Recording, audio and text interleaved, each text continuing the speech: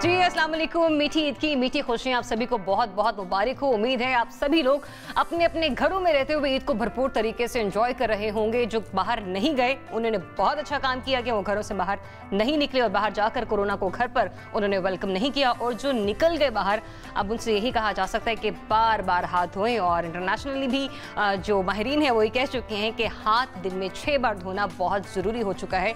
तो ईद अपनों के साथ मनाएं, एहतियात के साथ मनाएं और हाथ धोते रहें और सोशल डिस्टेंसिंग को इख्तियार करें। ईद मुबारक। उनका इंट्रोडक्शन आपसे करवा दिया जाए जो कि यकीनी तौर पर मामूल के मुताबिक हमारे पैनल का हिस्सा रहते हैं। आज भी कुछ वही शख्सियात हमारे साथ इन ईद की खुशियों में हमारे साथ मौजूद होंगी। तो सबसे पहले यहाँ से स्टार्ट करते हैं। मेरी दाएं तरफ बैठे हैं कामरान यूसुफ साहब। आज भी कामरान कहना पड़ेगा कि तज्जियाकार है, एनालिस्ट है, सहाफ़ी हैं, या चलेगा इस तरह से? नहीं, आप कोई भी कुछ कह रहे हैं, लेकिन एक याद रखें कि आज हम आपसे सवाल करेंगे। देखें आप चलें देखते हैं फिर कामरान मुझसे किस क्योंकि तरह आप हमेशा हमसे सवाल करते हैं, आज हम आपसे सवाल करेंगे।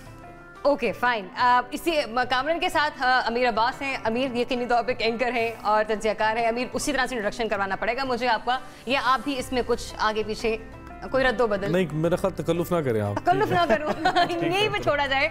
लेफ्ट पर मेरे साथ आदिल शाहजेब हैं, हम न्यूज़ में हमारे साथ होते हैं। आदिल, शो का हिस्सा बनने पर मुबारकबाद इस पे दें कि 2 महीने बाद आपके शो में बैठने के लिए मैं घर से क्वारंटीन तो वैसे वाकई ऐसा है। आदिल ने तकरीबन 15 से 20 दिन अपने घर से तकरीबन 1.5 महीने आदिल वाकई हम के सेट पर नहीं आए हैं, चाहे वो इनके अपना स्टूडियो हो या हमारा अपना हो। पैनल में ये होते जरूर थे लेकिन स्काइप पर हमारे साथ मौजूद होते थे। और सबसे ज्यादा जो कोरोना से डरती हैं, जो बार बार पूछती थी कि जरा आप सिचुएशन ठीक है, ऑफिस में तो कैसे तो नहीं, हाँ दोनों सूरत हाल है। मोना आलम हमारे साथ मौजूद है। Mona, thanks for joining us.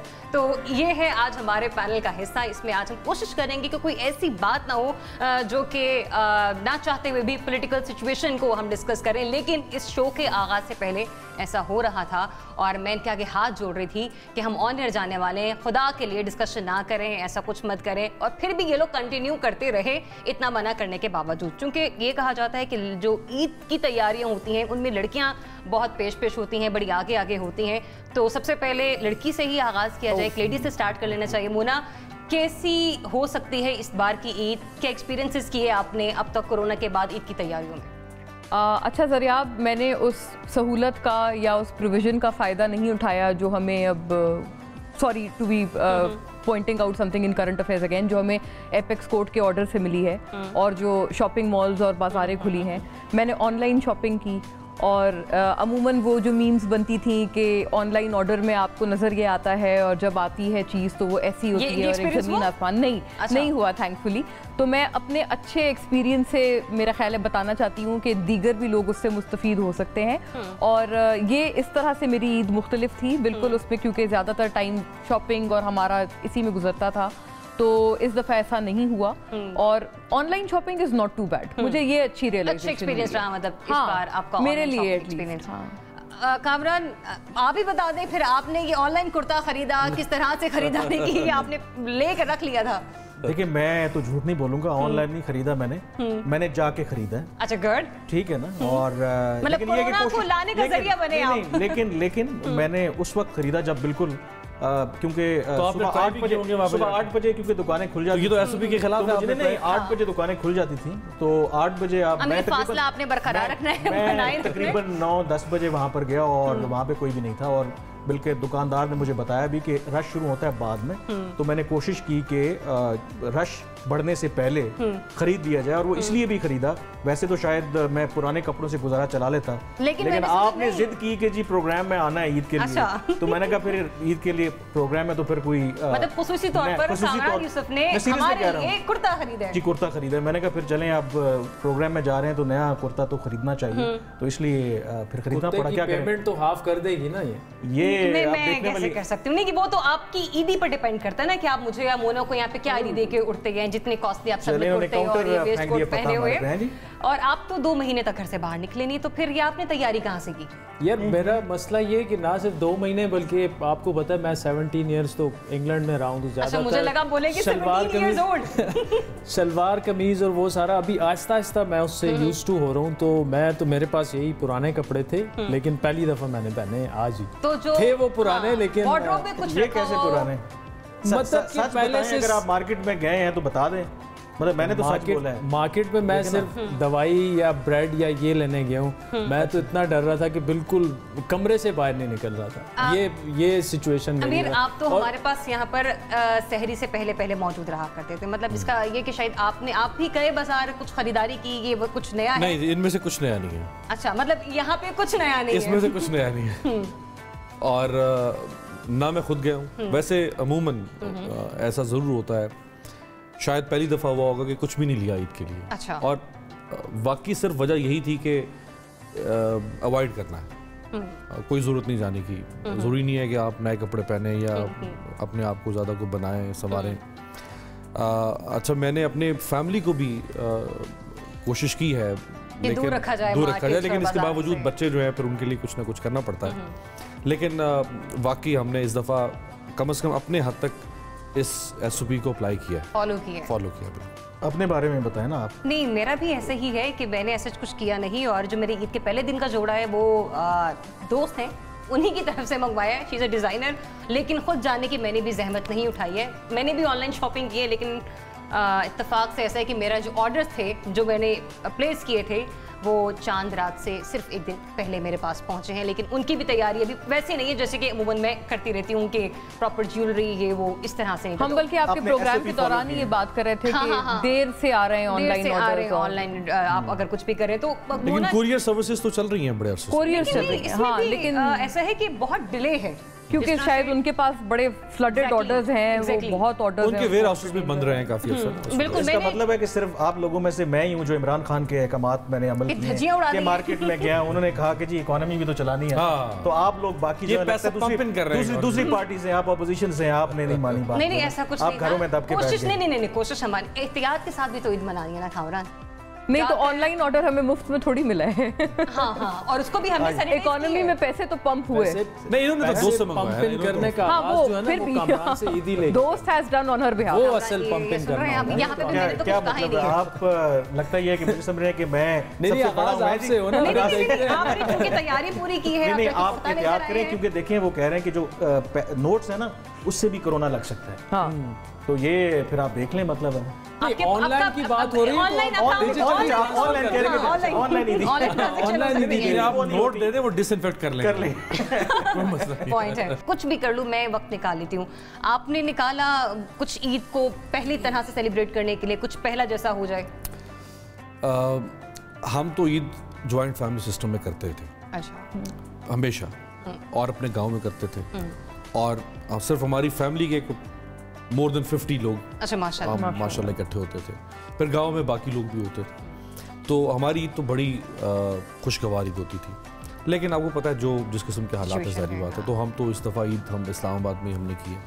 और बल्कि जितने भी, चूँकि ईद एक मुस्लिम फेस्टिविटी है, तो जितने भी मुसलमान ममालिक हैं उन सब में ही तकरीबन इस वक्त ईद जो है, कुछ ममालिक में तो ईद के रोज़ कर्फ्यू भी है। ईरान आप देख लें, मुस्लिम कंट्रीज में सबसे ज़्यादा सफ़र ईरान ने किया है। उनके यहाँ सऊदी अरब है, कतर, UAE, पाकिस्तान, तो ये 30 जो टॉप सफरिंग कंट्रीज हैं उनमें से ये 5-6 मुस्लिम कंट्रीज हैं। तो हर तरफ ईद तो सोगवार उस लिहाज से, लेकिन बहरहाल जितनी भी सोगवार हो तो ईद की अपनी एक फील फेस्टिविटी है, एक फील है। वो आप घर पे भी रह के अगर करें तो फिर भी आपको वो महसूस रही है। अच्छा, मेरी अम्मी तो 2 दिन पहले भी मुझे कह रही थी, अच्छा कुछ ऐसा नहीं हो सकता कि सिर्फ अपनों में ही जाने के लिए मतलब जगह दे दें, कह दें कि नहीं आप लोग मिलने जा सकते हैं, शहर से बाहर नहीं जा सकते। तो फिर मैंने उन्हें थोड़ा गुस्से से कहा, मतलब मैंने कहा होगी ना वो बात जिससे हम लोग मना कर रहे हैं कि ये मत करें, वो मत करें। कामरान, जब आपने ये कुर्ता परचेज किया, आपने अपनी खरीदारी की, लोग आपको सोशल डिस्टेंसिंग करते हुए दिखाई दिए कहीं? मैंने तो कोशिश की, लेकिन ऑन अ सीरियस नोट ज़्यादा लोग दिखाई नहीं दिए। जो मार्केट्स के अंदर जो अमूमी जो तासुर रहा ना, और उसकी एक बहुत बड़ी वजह यह है कि शायद अभी तक लोगों को इस बात का यकीन नहीं है कि कोरोना एक बीमारी है, क्योंकि अक्सर लोग यही कहते हैं कि हमने तो अभी तक नहीं देखा, हमारे अपने करीबी किसी रिश्तेदार में, किसी जानने वाले में तो नजर नहीं आया। वो जब तक होगा नहीं, जब तक होगा नहीं, बाज नहीं आएगी, जब तक होगा नहीं तो उस वक्त तक लोगों को यकीन नहीं आएगा। और दूसरा जो वही ईद की बात हुई, ईद का जो सबसे बड़ा मजा होता है कि आप अपनी फैमिली के साथ, अपने बहन भाई, बहुत अरसे के बाद आपको मौका मिलता है, इकट्ठे होते हैं। और एक जो चीज़ मुझे नज़र आई ना कि हमारे यहाँ ज़ारा के मेरा भी इलाका जब गांव में जाते हैं, थोड़ा सा मैंने देखा कि लोग इस चीज़ पे एतराज़ भी करते हैं कि जब आप उनसे मुसाफा ना करें, उनसे हाथ ना मिलाएं, तो वो अब इस चीज़ को माइंड करते हैं, कहते हैं कि यार ये क्या बात हुई, अब आप इस वजह से ईद तो गले मिलने का नाम था, आप गले नहीं मिलेंगे, आप हाथ भी नहीं मिला रहे, तो वो कुछ जो आपके रिश्तेदार हैं उनको ये बात समझाना बड़ा मुश्किल काम है, वो नाराज हो जाते हैं। ऑल्दो कि अब सिचुएशन ऐसी बन गई है कि we have to live with it. Vaccination कोई नहीं है, और आज भी अगर वैक्सीनेशन आ जाती है फिर भी साल 1.5 साल तक ये मामला चलता रहेगा। पहले तो डेवलप्ड कंट्रीज में आएगी, फिर इंडस्ट्रियल प्रोडक्शन होगी उस लेवल की, फिर पाकिस्तान जैसे मुल्कों में आएगी। अल्लाह करे कि हमारे हालात वो वाले ना हो, खुदा ना खास्ता जो अमेरिका में हैं, जो इटली में हुए, जो यूके में हुए, क्योंकि अभी तक तो हम शायद इस खुशफहमी में हैं कि शायद इस खित्ते की आबो हवा कुछ ऐसी है, या कुछ हमारी इम्यूनिटी ज़्यादा है, अभी तो हम शायद इस इल्यूजन में हैं। तो अल्लाह करे कि ये हम तो कोरोना का भी मजाक उड़ा रहे हैं ना, उड़ा रहे हैं लोग ना, वही कह रहे हैं। कोरोना पे से रिलेटेड बड़ी मजे की मीम्स आई है। अच्छा, कोई ऐसी जो मतलब कोई एक आधा शेयर करना चाह रहा हूं, मतलब किसी की नजरों से गुजरी हो? है तो बहुत सारी। हाँ, वो टॉम एंड जेरी का कार्टून का मैं एक देख रहा था कि वो उसने टॉम है या जेरी है पता नहीं, उसने वो गठड़ी सी उठाई हुई है और वो जा रहा है, वो कह रहा है कि टॉम है वो, मायूस होके जा रहा है पाकिस्तान। ओह माय गॉड, मतलब हाँ लोग इस तरह की मीम, और पाकिस्तानी वैसे भी ये इस तरह की मीम्स बनाने में बड़े एक्टिव नजर आते हैं। सुबह को पॉलिटिशियन बयान देता है और सामने हम शाम तक देखते हैं कि हजारों सेंस ऑफ ह्यूमर तो हमारा है ना, आपको पता है, लेकिन पता नहीं वो सेंस ऑफ ह्यूमर हम लोग कोरोना के हवाले से क्यों इस्तेमाल नहीं कर। एक वो साइंटिस्ट से भी बनाया हुआ ना गोल बॉल, उसके फिर स्पाइक्स निकले हुए, मुझे लगता है वो चीज जब तक किसी को नजर नहीं आएगी आंखों से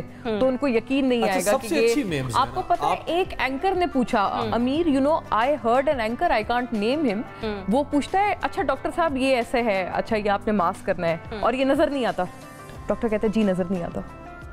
मतलब can you imagine the question के नजर नहीं आता, जाहिर है नजर नहीं आता, नजर आएगा तो क्या उसको झपटी नहीं डालने को भागेंगे आप। नहीं वो एंकर ज़रियात तो नहीं थी ना, नहीं वो एंकर ज़रियात नहीं थी। हाँ प्राइम मिनिस्टर से बहुत ज्यादा वो इत्तेफाक अच्छा, सबसे अच्छी जो दिलचस्प किस्म की और महसूस तो ये मीम ही है मेरे लिए, वो मुख्तारिया वाली थी। मुख्तारे वाली, ओहो गल बन गई है, हुकूमत दस दी नहीं कोई। तो सबसे जो है वो इसने बड़ा लोगों के ना उस डिप्रेशन के माहौल को कम किया, और इससे मैसेज भी बड़ा, बल्कि इनके प्रोग्राम में तो शायद चंद साहब खुद आए थे, दोनों को आमने सामने बिठा गिले शिकवे हो रहे हैं एक दूसरे से। वो कह रहे हैं जी तने दसिया ही नहीं, उन्हें मैं तो दसते दसते थक गया हूँ, लेकिन आप नहीं समझ रहे थे। वो कह रहे थे यार आप मुझे बार बार मैसेजेस मुझे आते थे, लेकिन भिजवाता था, चंद साहब कह रहे थे, लेकिन मुख्तारा फिर भी घर से बाहर। अच्छा, और उसमें इंटरेस्टिंग चीज़ ये थी कि जब ये सब कुछ हो गया तो मैंने चंद साहब को कॉल की, मैंने कहा यार ये क्या आपने किस तरह का मैसेज, आप तो बड़े केयरफुल होते हैं नॉर्मली।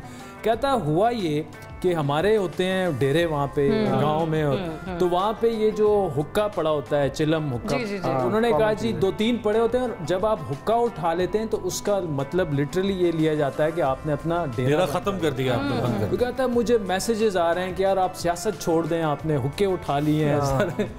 मैंने गुस्से में मैसेज कर दिया, हुक्का पीना और ये सब इस तरह से गैदरिंग्स लोगों की चलती हैं, मतलब काफी। अच्छा, उस मैसेज ने लोगों को टीच भी किया है। हाँ काफी, उसी मुख्तारिया वाले मैसेज ने लोगों को टीच भी किया। अच्छा, सिर्फ मुख्तारिया वाले मैसेज ने टीच नहीं किया, यहाँ पे मैं मीडिया का भी जिक्र करूंगी। कामरान, इस सारे कोरोना के सिनारियो में, लॉकडाउन उठने से पहले मीडिया की पार्टिसिपेशन, मीडिया का पॉजिटिव रोल आप किस हद तक देखते हैं, और मीडिया ने कितना टीच किया? क्योंकि अब अगर एंकरिंग की बात कर ही रहे हैं तो चले, मीडिया में तो आपको पता है ना कि जो इशू आए इधर तो हम सारे फिर एक्सपर्ट बन जाते हैं।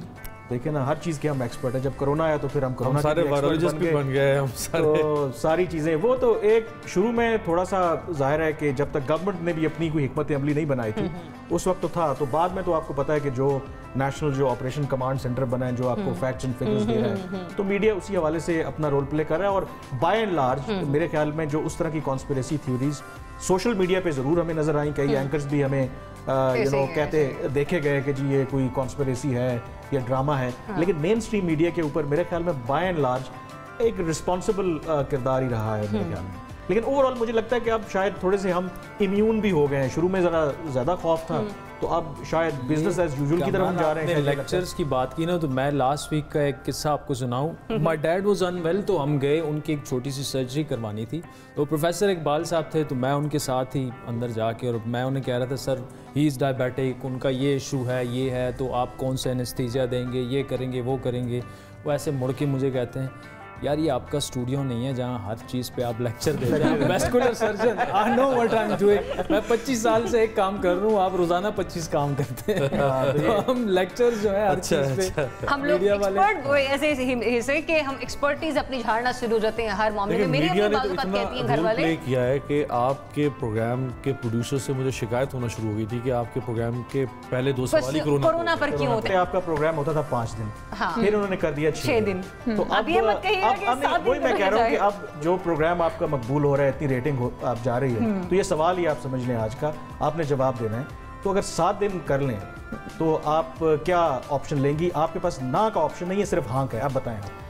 7वें दिन हम शो करेंगे और फिर इस उम्मीद के साथ कि उस दिन 5 एंकर्स नहीं होंगे और कामरान यूसुफ साहब भी चारों के चारों सवाल पर मुसलसल अपना लेक्चर देते रहेंगे। एक्सक्लूसिव। आपने सवाल पूरा नहीं किया ना। एक तो 7 दिन वो चूंकि 9 बजे की भी रेटिंग आ रही है, ये होस्ट करते हैं, तो साथ में 9 PM भी ये होस्ट कुछ करते ज्यादा हैं। ये कुछ ज्यादा बिल्कुल। देखें ना, मतलब खबरनामे की भी तो रेटिंग है। आप 7 दिन बैठने को तैयार हैं? अगर आप रेडी हैं, हम 7वें दिन भी देखिए, व्यूज मेकर्स कर आज का जो लेंगे। दिन है ना, आपने सवाल नहीं करना, आज हमने सवाल करना है। नहीं, वरना तो नहीं, 5 लेकिन जवाब आपने जवाब देने हैं। देखें ना, आप जवाब देने हैं। आप लोग जब एनालिसिस दे रहे होते हैं उस वक्त आपके सवालों को पॉइंट पकड़ के मैं आगे चली जाती हूँ। तो मैं भी आज आप 7 दिन बैठने को तैयार है। और दूसरा आपने ये भी बताना, देखिए एक और चीज होती है कि देखिए हम भी एंकर्स हैं, पता होता है। ये भी आप बताएं कि जब बाज़ दफ़ा जो प्रोड्यूसर हैं आपके, मसलन आपने सवाल पूछा, जवाब देना शुरू किया, उन्होंने कहा यार ये क्या बात कर रहे हैं, कान में क्या क्या कहता है प्रोड्यूसर हमारे बारे में? फर्क तुम्हारी बताएं। देखें ना, ऐसे होता है। अरे आप कर लो आगे, बस छोड़ दो। ओके, मैं आंखों से इशारे कर रही हूँ। ओके फरूक, टाइम कम रह गए, जरा हो गए 20 सेकंड, ऊपर चले गए हम। पकड़ो। और अब फरूक कह रहे हैं कि ब्रेक ले लो, और मेरे कान में उन्होंने कह दी मजीद इससे ज्यादा मैं फरूक की बुराइयां यहाँ पर बैठ के नहीं कर सकती। फरूक हमारे प्रोड्यूसर हैं और अभी भी कान में मुझे बार बार बोल रहे हैं जरा आप ब्रेक पर जाएं। तो हम ब्रेक पर जा रहे हैं, ब्रेक के बाद वापस आते हैं। तो इस तरह से हम कॉन्वर्सेशन को मजीद कंटिन्यू करेंगे। लेकिन मैं इन लोगों को ये बता दूं कि ये सब चीजें आप ही लोगों के लिए। अमीर ने गिलास उठा लिया है, जरा कैमरा मारे। आज रोजा नहीं है, आप लोग खा पी सकते हैं और एंजॉय कर सकते हैं। सबूत है, हमने रिकॉर्ड नहीं करा। ब्रेक की तरफ, सो स्टे ट्यून्ड।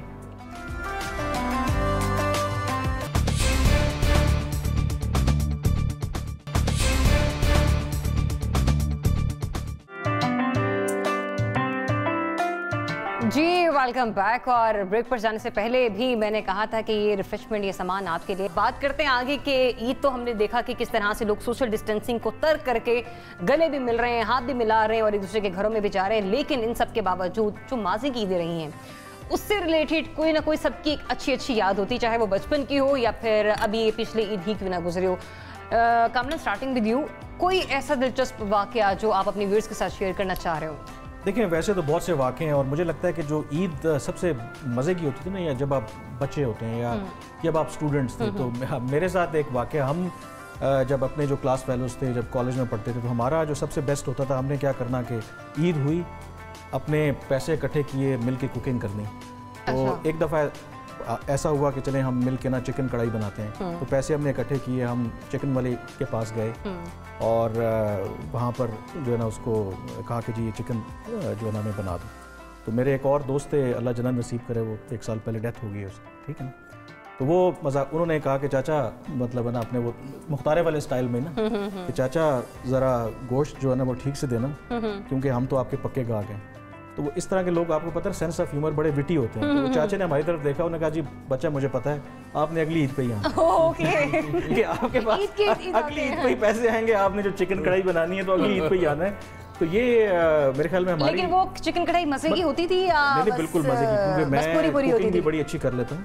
अच्छा, वेरी गुड। मतलब पहले बताया जाता टाइम गुजारा तो इसलिए तो हमारा तो ईद, तो अब वो थोड़ा सा ज़ाहिर है कि जब दोस्त कहीं चला गया, बहुत कम टाइम मिलता है कि जब सारे इकट्ठे हों, तो वो एक बड़ा ज़बरदस्त मज़े का टाइम था। इस तरह की जो छोटी छोटी चीज़ें ना, और लगता है कि जब आपकी जेब में पैसे कम होते थे उस वक्त वो जो चिकन कढ़ाई है, अब बेशक आप 5 स्टार होटल में खा लें, जितने मर्जी पैसों की खा लें, वो टेस्ट नहीं है। वो जो टेस्ट आता था ना, उसकी अलग ही बात। और वैसे भी जब इंसान खुद से कुकिंग करते हैं ना, तो उसको लगता है, और अगर बेहतरीन बन जाए तो आप जैसा शेफ तो कोई हो ही नहीं सकता। अपने हाथ का खाना ज़्यादा अच्छा लगता है। हाँ, आदिल, आपने कहा कि आपका ज़्यादातर टाइम जो है वो बाहर गुजरा है, वहाँ पर आपकी ईद किस तरह से रहा है? मतलब पाकिस्तान और वहाँ की ईद में क्या कंपैरिजन आप देखते हैं? यार टू बी ऑनेस्ट, ज़्यादातर ईदें तो काम पे ही गुजरती हैं, क्योंकि स्पेशली वीक डेज पे जो भी ईद आई वो काम पे, और वहाँ पे आपको ज़्यादातर चूँकि नॉन मुस्लिम्स भी बहुत ज़्यादा होते हैं, स्पेशली मैं जब BBC में था तो BBC उर्दू वाले कोलीग्स तो होते थे, लेकिन उसके अलावा भी ज़्यादातर जो थे आपको वो फील नहीं आती।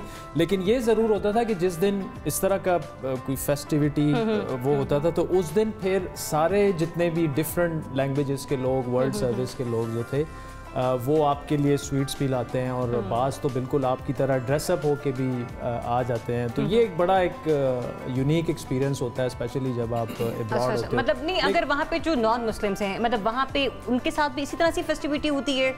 नहीं, वहाँ पे एक ये चीज़ है कि चाहे वो क्रिसमस हो चाहे वो ईद हो, वो सबका त्यौहार होता है। अच्छा, मतलब वो ऐसे घुल मिल जाते हैं। एक तो वहाँ पे मल्टी कल्चरल सोसाइटी है, स्कूल्स में या इवन काम वाली जगह पे तो क्रिसमस भी सब सेलिब्रेट करते हैं, चाहे आप घर पे मज़हब की वजह से सेलिब्रेट करते हैं या नहीं। तो फिर वहाँ पे रहते हुए कुछ ईद का कोई ऐसा वाकया जो आप चाह रहे हो कि हाँ ये बहुत अच्छा था, ये जरूर मैं एक वाकया आपको सुनाऊंगा, वहाँ का नहीं, यहाँ का। अच्छा। हाँ, मैं यहाँ पर आया तो एक दोस्त है हमारे, वो पेशावर में रहते हैं, मैं उनके पास चला गया।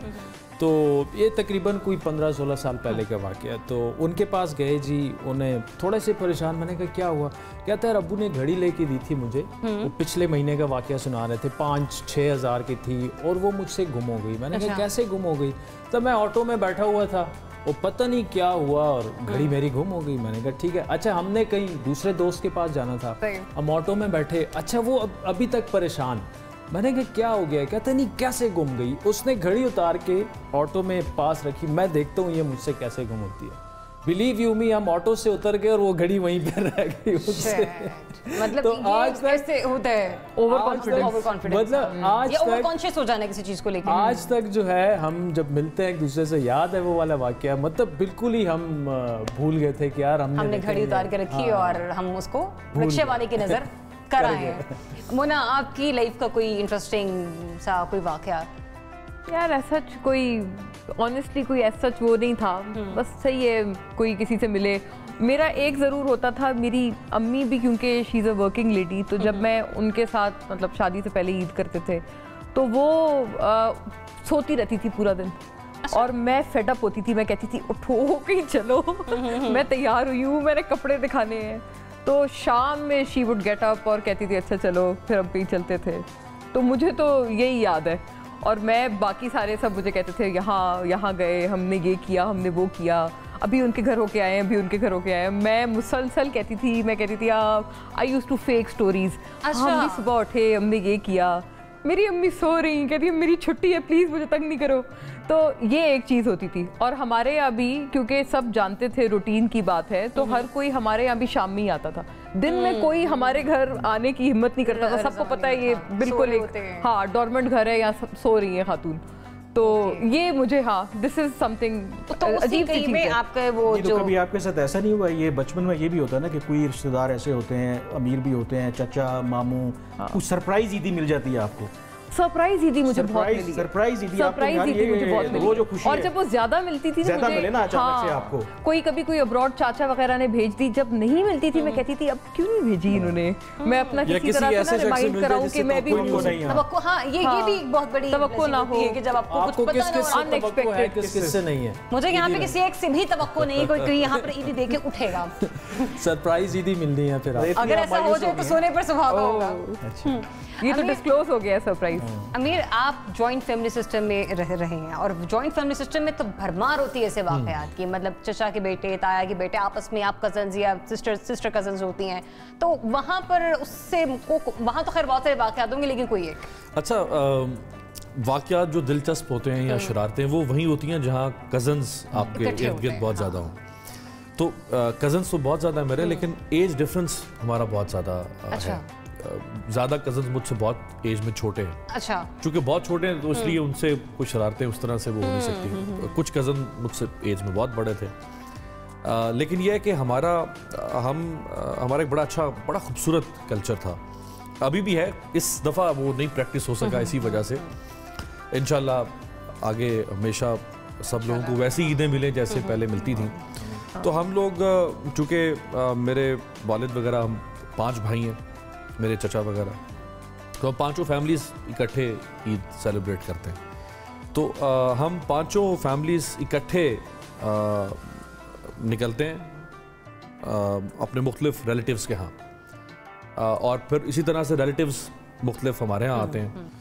तो हमारे यहाँ यही फेस्टिविटी होती है। वैसे हमारे यहाँ भी ऐसे, क्योंकि हम तो माशाल्लाह से खुद 7 भाई हैं। अच्छा माशाल्लाह। तो सारे मैरिड हैं। और आपका नंबर? मेरा नंबर जो है वो 3 भाई मुझसे बड़े हैं, 3 छोटे हैं। तो आप दरमियान में Exactly. मंजिलें तो वो जब सारे हम इकट्ठे होते हैं तो आपको पता है कि सुबह बल्कि वॉशरूम जाने के लिए भी नंबर लगा होता है। आपको पता है कि वो भी बड़ी स्ट्रगल होती है। इस दफ़ा तो ये एडवांटेज था क्योंकि मस्जिद में नमाज तो पढ़ नहीं सकते थे, तो थोड़ा सा वो उस लिहाज से रिलैक्स थे, वरना बिल्कुल जल्दी में टाइम नमाज की तैयारी के लिए। मस्जिद वैसे भी करीब थी, तो वो वाकई ये जो कह रहे हैं वो जो एक मजा है ना, वो उसका टेस्ट ही अलग है। Joint family system. नहीं, मैं खुद एग्री करती हूँ। मैंने बहुत अपना टाइम ननियाल में गुजारा और वहाँ पे माशाल्लाह बच्चे ही बच्चे। और मजे की बात, अपना तो आपने बताया नहीं कि आप अपनी ईद कैसे सेलिब्रेट करती हैं, या आप हम न्यूज़ को डेडिकेट करें? नहीं, मैं घर जाती हूँ ईद पर और मेरे घर वाले बेसब्री से मेरा इंतजार कर रहे होते हैं। सबसे ज़्यादा इंतजार मेरी अम्मी को होता है। वालिद साहब भी बहुत प्यार करते हैं, लेकिन वालदा को बहुत ज़्यादा होता है, और उनकी कोशिश होती है कि रमज़ान में कोई 1 या 2 रोज़े मैं उनके साथ निकाल दूँ। उससे ज़्यादा इंतजार मेरी बहनों को होता है, क्योंकि उन्हें ये होता है कि ईदी उन्हें मुझसे मिलनी है। तो वो एक जो फेस्टिविटी होती है ना, और वाकई उनको जो ईद देने की खुशी होती है ना, मैं मतलब जिंदगी में कभी भी कोई तोहफा दे दूं, लेकिन जब उन्हें मैं ईद दे रही होती हूँ तो वो टाइम ही मेरे लिए मतलब आप ईद दे के खुश होती हैं, तो इसका मतलब है कि हम आपकी खुशियों में मजीद इजाफा करते हैं। तो आप इसमें नहीं, मैं ईद लेकर हमें भी शामिल करें उसमें। मैं ईद लेकर भी बहुत खुश होती हूँ। अच्छा, चूंकि शाजिब तो बाहर रहे हैं वेस्ट में, ये जो हमारा फैमिली सिस्टम है, ये जो हमारी सोसाइटी का बेसिक यूनिट है, एक खानदान, मेरा ख्याल ये शायद वेस्ट में तो इस तरह से नहीं, वेस्ट में तो बिल्कुल नहीं है। वेस्ट में तो ये जो हमारी बॉन्डिंग है 17-18 यू आर आउट। उसके बाद तो बिल्कुल ही आपके पेरेंट्स अलग रहते हैं, आप अलग रहते हैं। फिर ये है कि क्रिसमस वगैरह पे गेट टुगेदर उनका हो जाता है, तो वहाँ पर आप गैदरिंग उनके पेरेंट्स अगर ज़्यादा एजड हो जाते हैं फिर ओल्ड होम में चले जाते हैं, फिर उनको वहाँ पे विजिट करते हैं। तो बस उनका, लेकिन हमारे यहाँ भी वो जो टिपिकल कल्चर है वो भी अब चेंज होता जा रहा है। ऐसा है कि लोग मतलब वो जॉइंट फैमिली इतना, वो जो पहले किसी ज़माने में एक जोर था ना, वो अब आहिस्ता आहिस्ता शायद हम भी ज़्यादा वेस्टर्नाइज्ड हो रहे हैं, लोग ज़्यादा उससे इम्प्रेस हैं। तो मेरे ख्याल में अपनी रूट्स को, वो उनका अपना कल्चर है, हमारा अपना कल्चर है। अच्छा, तो हमारे जो लेकिन अभी भी ऐसी बहुत सारी फैमिलीज हैं जो मुख्तलिफ शहरों में रहने के बावजूद, जिस तरह छोटी ईद हो बड़ी ईद हो, ये करने के लिए फिर अपने बड़े वाले मतलब घर ही जाती हैं, जहाँ पर सब बड़ों ने आना होता है, बाकी बहन भाइयों ने आना होता है। तो अच्छा, हमारे यहाँ ना एक बहुत गलत हम लोगों ने समत इख्तियार कर ली थी कि जॉइंट फैमिली सिस्टम में कुछ मसाइल भी होते हैं। जैसे ये कह रहे हैं ना, जॉइंट फैमिली सिस्टम में कुछ मसाइल भी होते हैं। अब होना ये चाहिए था कि हम अपने उस जॉइंट फैमिली सिस्टम को डिसइंटीग्रेट किए बगैर उन मसाइल का हल तलाश करते। हमने क्या किया कि हमने कहा कि भाई जॉइंट फैमिली सिस्टम ही फसाद की जड़ है, लिहाजा उस सिस्टम को ही डिसइंटीग्रेट कर दो। तो वो फिर हम अल्टीमेटली अब वो जो सिस्टम जो बाहर देखते हैं कि भाई को भाई, और अब शहरों में लोग क्या ताना देते हैं एक दूसरे को कि भाई किसी को अपने पड़ोसी के नहीं पता कि उसके साथ कौन रहता है, क्या कर रहा है, उसका दुख क्या है। तो इसी तरह से अब हमने बजाय ये कि हम जॉइंट फैमिली सिस्टम के मसाइल को हल करके और सिस्टम को इंटैक्ट रखते हैं, हमने कहा सिस्टम खत्म कर दिया जाए, कर दो, अपना नैप को खत्म कर दिया जाए। जॉइंट फैमिली सिस्टम में सोशल डिस्टेंसिंग का क्या होगा if we have to live with it? अच्छा, I tell you one thing, वहाँ ये जरूर है कि अब आपने ईद के मौके पे आप आए हैं, अगला बंदा उठाए आपको ग्रीट करने के लिए ना, गले मिलने के लिए, आप ना मिलो, उसको बोलो तो ही गेट्स ऑफेंडेड। जैसे मैंने वो जिक्र ऑफेंड किया ना, होता ये बहुत बिल्कुल है। पहले ही, हाँ। हाँ, और अगर वो बंदा आपके कोई ससुराल वाली साइड से यहाँ पे हो correct और खास तौर पे कोई खातून हो, देखिए, अच्छा उसमें एक जेस्चर भी होता है। अब मैं उस जेस्चर को प्रैक्टिस कर रहा हूँ, यानी यूं करके ऐसे ऐसे या फोनी। अगर सबसे मेरा फर्ज करें एक मैं और शाजिब अगर हम आमने सामने हो, मैं फौरी तौर पे ऐसे हाथ रख दूंगा। हाँ। तो अब उससे क्या होगा कि शाजिब अगर हाथ बढ़ाना भी चाहेंगे तो ये भी ऐसे नहीं, कर अच्छा लेंगे। ये टाइमिंग की बात है ना, अगर आपके हाथ यूं रखने से पहले अगला बंदा यूं करके आ गया आपकी तरफ, तो उसकी टाइमिंग। अच्छा, ये अवेयरनेस भी है जिस पे मोना और अमीर डिस्कशन कर रहे हैं। मतलब ये नहीं कि वो आप चूंकि एक मेल हैं, आप किस तरह से अपने बड़ों से या मर्द हजरात से मिल सकते हैं, ये बहुत अच्छा जेस्चर है। हाँ। और जैसे आपने काउंटर क्वेश्चन किया वो भी आ जाता है। तो अच्छा, और लेडीज थोड़ा ना मिलती हैं हमेशा से, एक रिवायती तौर पर खवातीन आप देखें कि एक दूसरे को टच करके ग्रीट करती हैं, हाथ मिलाना प्लेन नहीं होता, यूं एक झप्पी छप्पी डालेंगी, साइड से हग करेंगी, ये वो ग्रीटिंग। तो हाँ, नॉर्मली भी यही होता है। तो उस हैबिट हैबिट में या हैबिचुअली अगला बंदा अगर आपसे पहले आ जाए और वो कोई ऐसा बंदा है जो आपको पता है कि ऑफेंड हो जाएगा, तो दिस इज ट्रिकी। जो वैसे ही आपको बड़ा आपका ऐसा रिश्तेदार है जो आपके हर आपके कीड़े वो कीड़े निकालता है, वो देखा इसने कहा जी इनको तो बहाना चाहिए था, तो वैसे नहीं मिलना चाहिए। वैसे कुछ लोगों को मैंने इस दफा ऑब्जर्व किया है जिनसे मैं एक्सपेक्ट कर रहा था कि अगर मैंने इनसे हाथ ना मिलाया तो ये ऑफेंड होंगे, जैसे कामरान कह रहे हैं, लेकिन दिलचस्प बात यह है कि वो ऑफेंड नहीं हुए। उनको रियलाइज हुआ कि नहीं, और उन्होंने बड़ा अच्छा कॉर्डियल जेस्चर दिया। उन्हें रियलाइज हुआ अच्छा कोरोना, हाँ मैंने कहा कोरोना। तो लोगों को देखिए ना, हमने ढलना है नए रियलिटीज के साथ, हमें पता नहीं कि साथ ये चलता है। इवन बकरा ईद पे अल्लाह करे कि ना हो, थोड़ा सा नई रियलिटीज के साथ, और वही वाली बात है कि प्यार और मोहब्बत जो उसमें तो वो गोश्त कैसे सर्कुलेट करेगा। अच्छा मैं ये इस डिबेट पर आऊंगी कि हम जितने भी सब गलत तरफ लगा दिया काम, ये मीडिया से हैं, और लेकिन यहाँ पे क्वेश्चन ये है कि हम सबके क्वालिफिकेशन पे कहीं ना कहीं कुछ डिफरेंट भी हैं। मतलब मैंने मार्केटिंग पढ़ी, मैं जर्नलिज्म की स्टूडेंट नहीं रही, लेकिन कामरान मैंने कहा आप एकदम से करने लगी कि क्या कभी आपने लिफाफा लिया? मतलब ऐसा पूछ सकती हैं, ऐसा कुछ नहीं, ऐसा कुछ अगर लिया तो आप बता दें, हम माइंडिंग करेंगे। वो आपको हो सकता है ईदी के तौर पर मिल गया हो, लेकिन मैं तो हर महीने लिफाफा लेता हूँ। हाँ, वो मुझे पता है, वो लिफाफे मैंने भी लिए। हर महीने लिफाफा ले तो मेरा इदारे से आता है। हाँ, मैं वही कह रही हूँ, उस इदारे में मैंने भी काम किया है। मुझे तो कल एक लिफाफा यहाँ पे मिला जिसमें अगला सदर पाकिस्तान जिसने बनना है, एक लंबी चौड़ी तकरीर लिख के, हाँ वो फैसल खान तो नहीं, वो एक मुझे भी किसी ने साइन भी किया हुआ है, वो भी अच्छा लिफाफा। अच्छा इल्जाम बड़े हैं लिफाफे के, मैं कहती हूँ कहाँ है वो लिफाफा जिसके इल्जाम में कोई मिल ही जाता। कामरान हादसाती तौर पर मीडिया में आए या इरादा था? नहीं, हादसाती तौर पे बिल्कुल नहीं आया मुझे। मैं बल्कि जब क्लास 8th में था, जब मुझे सहाफ़त की अलिफ बे का नहीं पता था, तो जैसे आपके रिश्तेदार या भाई के दोस्त, और वो जब बड़े आपसे पूछते हैं क्या करोगे, मैंने कहा जी मैं तो सहाफ़ी बनूंगा। अच्छा। तो उन लोगों के लिए बड़ा सरप्राइजिंग, क्योंकि उस ज़माने में, क्योंकि मैं चकवाल से बिलोंग करता हूँ, ज़ाहिर है कि मेरे वाले साहब भी आर्मी में थे, भाई भी एयरफोर्स में थे, बहुत से सारे हैं ही सारे चकवाल के, आपको पता है कि फौजी आपको हर घर में मिलेगा। तो होता ही है कि जी वो PMA चले जाओ, एयरफोर्स चले जाओ, डॉक्टर बनो। लेकिन मुझे फ्रॉम डे 1 जो है ना, वो शौक़ था कि जी सहाफ़त में आना, और वो पूरा आप समझ लें कि मैंने अपना जो ज़रा अभी भी ऑब्जेक्टिव तो जो भी अपना अचीव करना है, जो मेरे जहन में था ना एक रोड मैप कि मैं कहाँ पे किस स्टेज पे कहाँ पे खड़ा हूँगा, एक्चुअली वैसे ही हुआ जो मैंने अपना प्लान किया हुआ था ना, क्योंकि मैंने रेडियो भी किया, TV भी किया, इंटरनेशनल मीडिया भी किया साइमल्टेनियसली। तो मुझे कभी एक ज़माने में शौक़ था कि मेरे पास इतना काम हो कि मेरे पास टाइम ना हो, और एक वक्त आया भी ऐसा, क्योंकि मुझे पता था कि मतलब मैंने क्या करना है। तो फ्रॉम डे 1 मतलब आप डिसाइड कर चुके मैं कर चुका था कि हादसा नहीं। वैसे एक पॉइंट नोट किया है कामरान ने, ये आप हादसाती हैं या पैशन के पीछे जाएं तो पैसा आ ही जाता है, मतलब कि ठीक ठाक पैसा तो बन गया है, मतलब अल्लाह का शुक्र है, सिर्फ उन्होंने ही लिया है।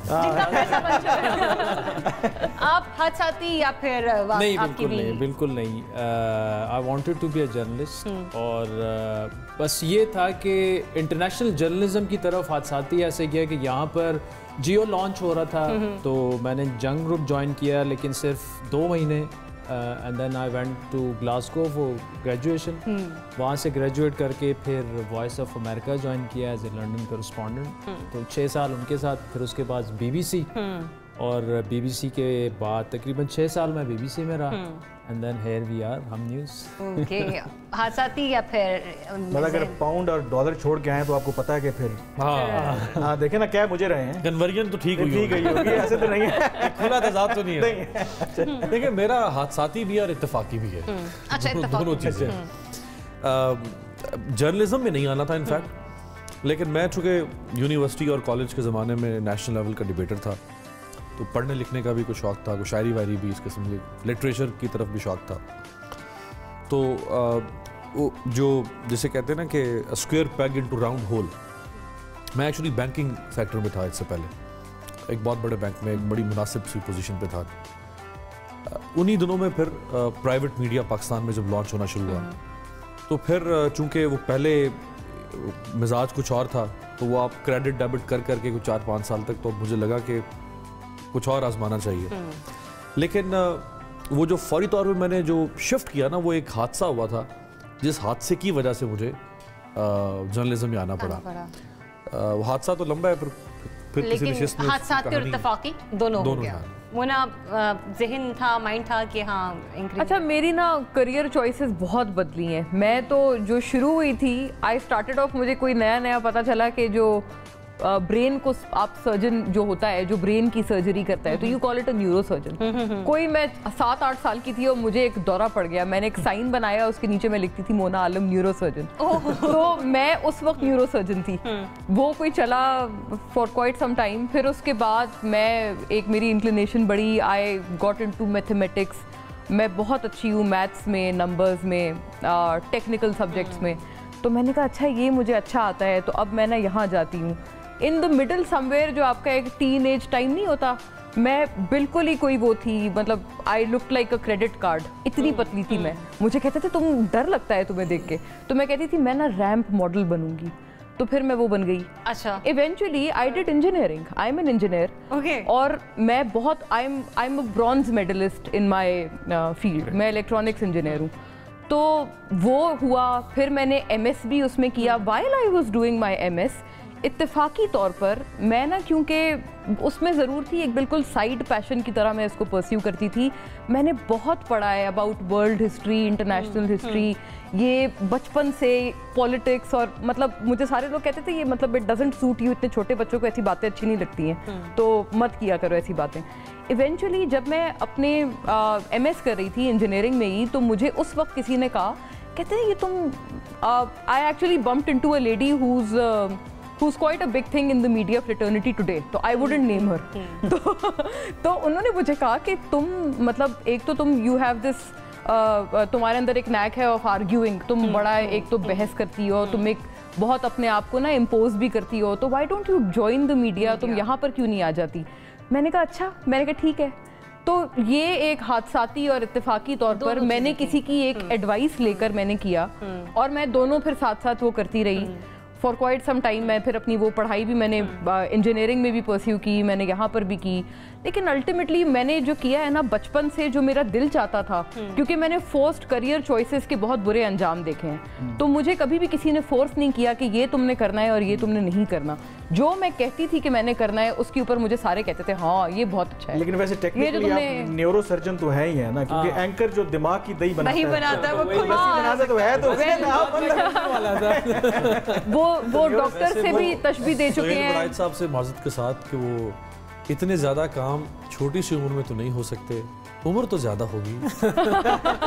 वो बताने वाली बात नहीं है, लेकिन खैर आप कह ले आए। मुझे लगता है बड़ी उम्र भी एक अच्छी बात है, लोग उसको क्यों छुपाते हैं, ये मेरी समझ से बाहर होता है कि हम बहुत छोटी उम्र में बहुत ज्यादा तजुर्बे नहीं, आपने अपना नहीं बताया कि आप। मैं हादसाती भी कह सकते हैं, इत्तेफाकी इसको बिल्कुल नहीं कह सकते हैं। मैं जब स्टूडेंट थी तो मुझे डिबेटिंग उसमें बहुत शौक था, कॉम्पिटिशन्स में मैं पार्टिसिपेट किया करती थी। बैतबाजी जैसे आपने बोला, वो मेरा शौक था।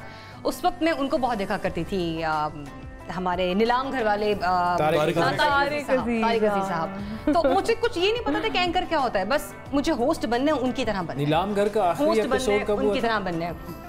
तो ये वाली सिचुएशन होती थी मेरी। और फिर मैं एक बैंकर थी, और वहाँ पे मुझे किसी ने सजेस्ट किया कि आप फ़लाँ इदारे चले जाएं, वहाँ पे वैकेंसीज आई हुई और आपकी बोलने चालने की जो है थोड़ा बहुत आता है, तो न्यूरो सर्जन है थोड़ी बहुत। नहीं न्यूरो सर्जन नहीं थी। तो बस फिर मैंने वहाँ से स्टार्ट किया, और माशाल्लाह अब आप लोगों के साथ। तो यहाँ से मैं ये ज़रूर कहूँगी पेरेंट्स को एक छोटा सा मैसेज कि बच्चों से फोर्सफुली वो काम मत करवाएं जिसमें वो उनका इंटरेस्ट नहीं है। वो जो करना चाहते हैं उन्हें करने दें, चाहे वो बच्चियाँ हों, लड़कियाँ हों, या फिर वो वैसे आजकल के बच्चे जो है ना इतने शार्प हैं कि वो उनको आजकल के बच्चे तो टिकटॉक स्टार्स भी हैं, कुछ ऐसा भी है। तो इसी के साथ लेकिन एक चीज़ जाते जाते, क्योंकि मैं शो क्लोजिंग की तरफ बढ़ रही हूँ, और ये आपको जरूर कहूँगी कि बाकी चीज़ों में आप किसी को फोर्सफुली कुछ कहें या ना कहें, ये फोर्सफुली मैं जाते जाते आपको ज़रूर कहूँगी, कोरोना है, एहतियात कीजिए, घरों पर रहिए और महफूज रहिए। हमें दीजिए इजाज़त, अल्लाह हाफ़िज़।